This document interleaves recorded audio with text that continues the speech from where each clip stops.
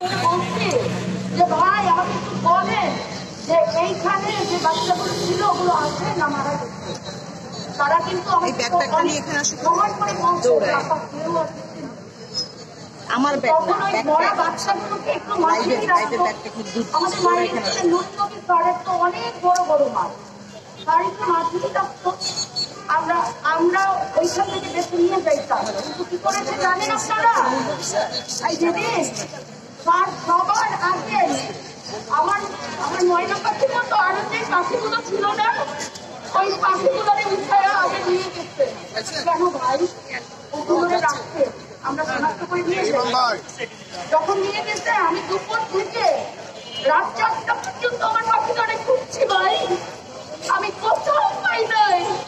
আমি এই হসপিটাল ওই হসপিটাল সব জায়গায় ঘুরছি, কোথাও পাই নাই। আমি 4টা দিন খোঁজার পরে আমাকে বলে যে ডিএনএ টেস্ট করে নিতে হবে। ডিএনএ টেস্ট করে যখন নিতে হবে, আমার হাজবেন্ড দিয়েছে, ওরটা নিয়ে বলছে আমারটা নিতে হবে। এটা কি টিচারদের দায়িত্ব ছিল না? আমি তো ভারসাম্যহীন ছিলাম। একদিন পরে আমি আর কিছু দেখতে পাই নাই, আমি কাউকে চিনি নাই। তাহলে আমাকে ওই অবস্থায় নিয়ে যাওয়া হয়েছে ডিএনএ দেওয়ার জন্য। এটা কি স্কুলের দায়িত্ব ছিল না যে আমার তো একটু রক্তই নেওয়া লাগতো? ওই রক্তটা নেওয়ার জন্য কিন্তু স্কুল কর্তৃপক্ষ এটাও করে না।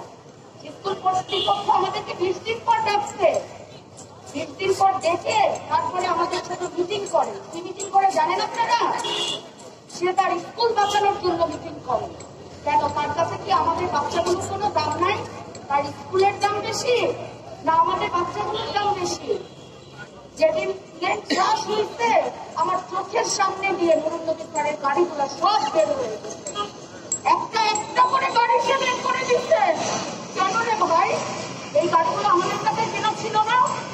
তাহলে সে গাড়ি বের করে দিচ্ছে। আরিয়ান নামের একটা বাচ্চা, সেই বাচ্চাটারে পায়ের নিচে ফেলাইয়া রিক্সায় করে নিয়ে গেছে। কেন? এটা কি স্যারের দায়িত্ব ছিল না?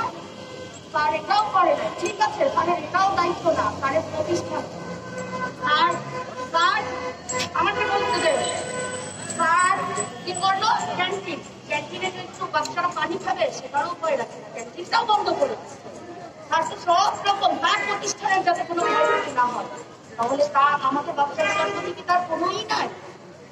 আমাদের বাচ্চাগুলা যে এত কষ্ট করে মারা গেল, আমাদের তাহলে ডক্টর ইউনুস স্যার, তাকে তো আমরা বসাইছি, তার অ্যাপয়েন্টমেন্ট পাইতে আমাদের এখনো আমরা পাই না। কিন্তু নুরনবী স্যারের অ্যাপয়েন্টমেন্ট পাইতেও কি আমাদের 20 দিন সময় লাগছে?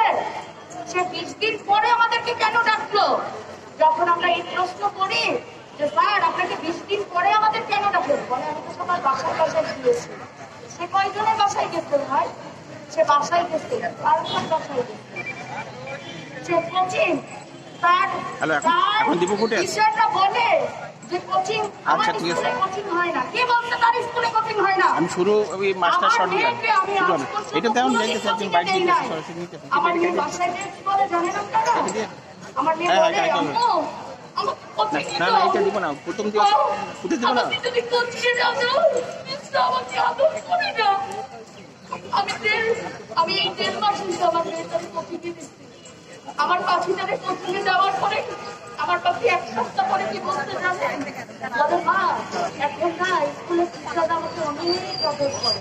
তাহলে কেন এখানে সে অস্বীকার করে যে কোচিং বাণিজ্য নাই? এটা তো বড় একটা অংশ। তার হেড খায়, সে নেয়, সবাই নেয়। ব্যবসা করে তার প্রতিষ্ঠান জনদস্যুদের চাইতেও নিম্ন।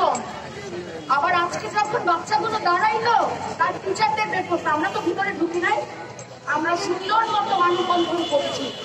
সে টিচার গুলারে কেন বাহিরে বের করলো? টিচাররা বাহিরে বের করে প্রত্যেকটা বাচ্চা ভিতরে ঢুকাইছে। এক টিচার আমাদের গার্ডিয়ানের গায়ে হাত তুলছে। কেন? আমরা কি কোনোই বিচার পেতে পারি না? আমাকে ফোন দিয়ে হুমকি দেওয়া হয়। কেন বলে আপনার না আর একটা বাচ্চা আছে, ওই বাচ্চাটাকে কিন্তু আমরা তুলে নিই। কেন? আমাদের মানববন্ধন নষ্ট করার জন্য তার এত কি সমস্যা তার? সে আমাদেরকে শিক্ষা মন্ত্রণালয় ডাকছে, সেখানে কি লেখা ছিল জানেন? তার স্কুল বাঁচানোর জন্য আমরা আমরা সেখানে কেন যাবো? আমার ময়না পাখি তো ফিরে দিতে পারবে না।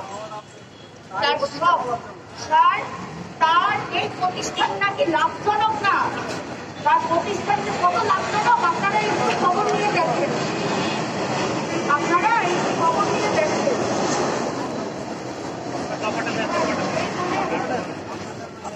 ভাই 8 দফা